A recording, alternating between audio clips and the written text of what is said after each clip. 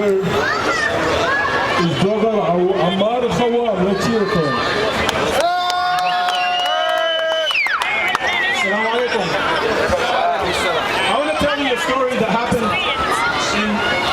on the 10th of June 2000.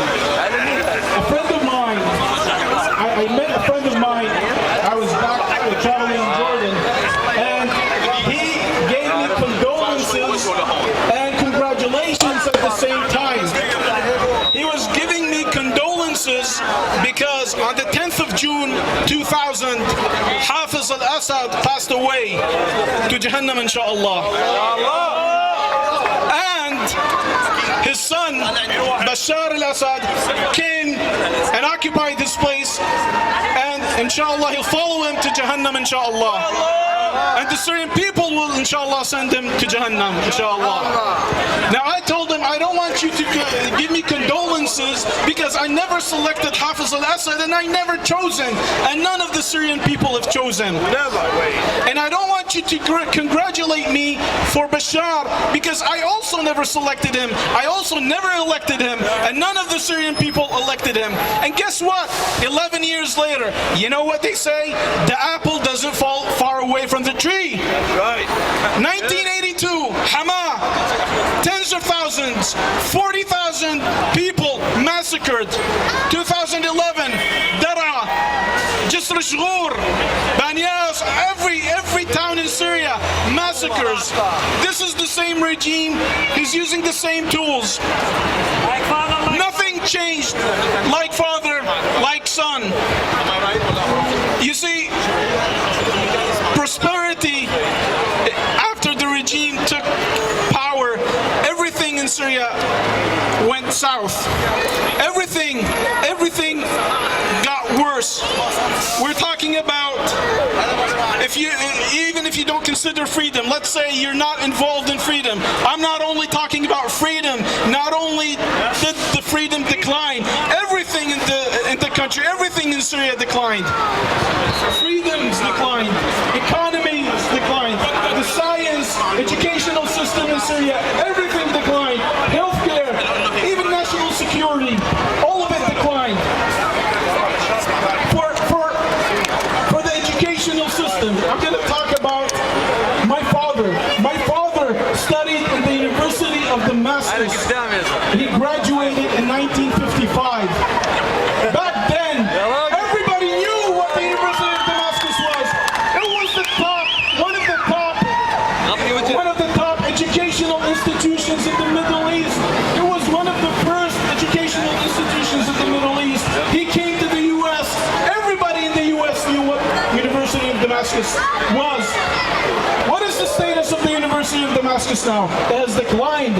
Nobody knows it now here. Nobody recognizes it. It doesn't have its status it used to be. It used to have in 1955.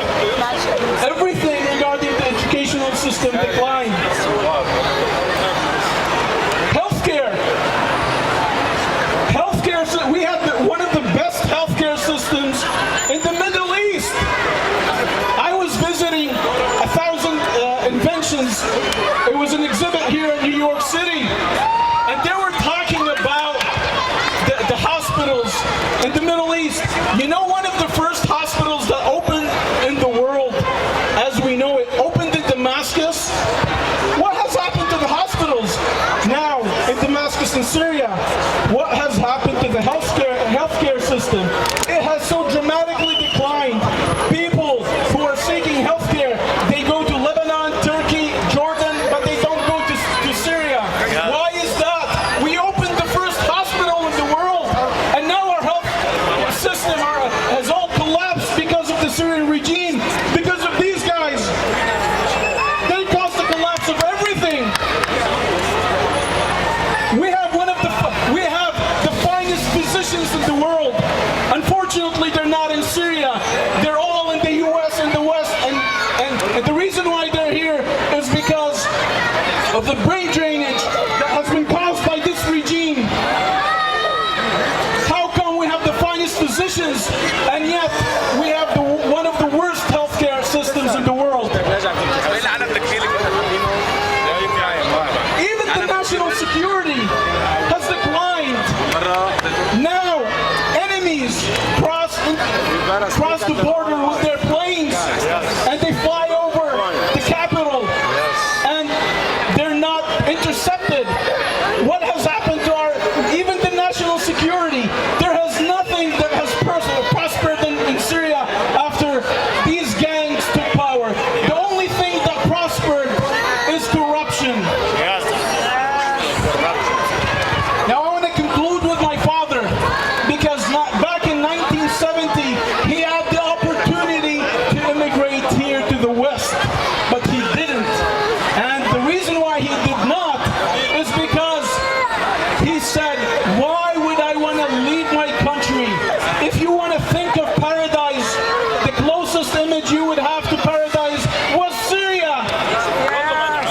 Why would you want to leave that? You had everything back then. And then what happened? These came into power, and we had the decline in every aspect of our life.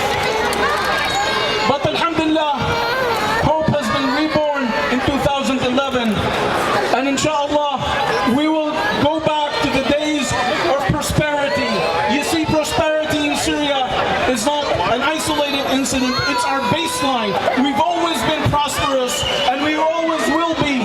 This is just a nightmare that has come to Syria, and will go inshallah, and will not stay long.